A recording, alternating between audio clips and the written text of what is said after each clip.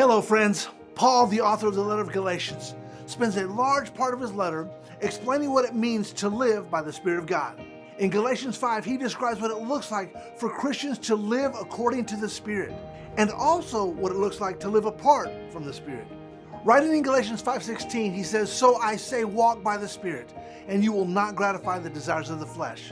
For the flesh desires what's contrary to the Spirit, and the Spirit what is contrary to the flesh."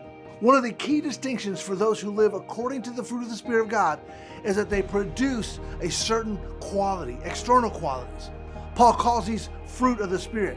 Just like an apple produces apples and an orange produces oranges, so we as Christians are also meant to produce certain things, fruit, in our life.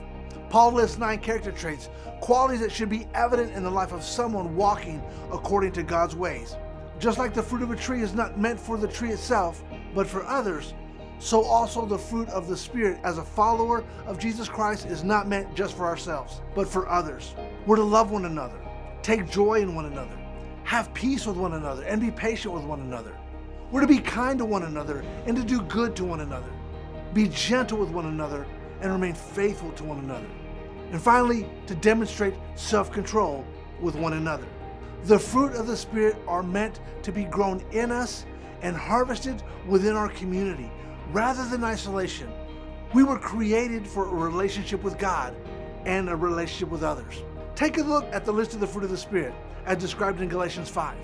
That's to be produced in your life, and be honest and ask yourself, which fruit am I producing? Which fruit am I not producing?